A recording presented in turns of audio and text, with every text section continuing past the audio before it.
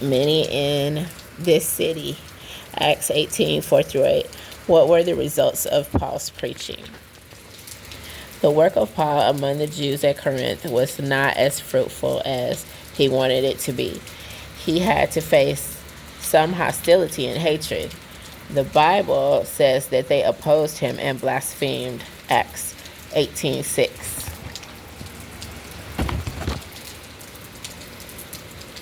When the object of the Greek verb blasphemio to blaspheme is a human being, it means to revile or to defame.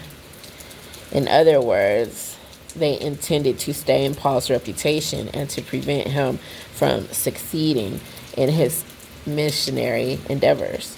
Fortunately, the work of Paul in the Corinthian synagogue was not in vain. After all, God was in charge of this mission. He promised, "My word shall not return to me empty. My word shall not return to me void." Isaiah 55:11.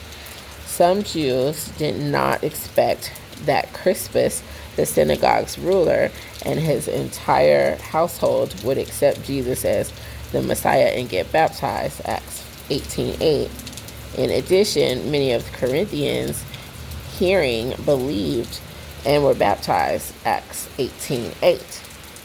Very likely also because of the influence of Crispus. Acts 18:9 and 10. What can we infer about Paul's feelings in the face of his challenges in Corinth? How did God encourage his servant?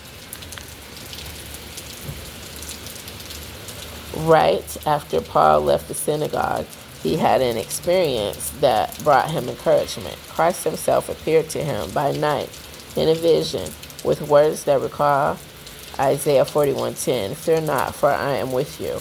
Indeed, Paul admits he was in Corinth in weakness, in fear, and in much trembling. 1 Corinthians 2:3.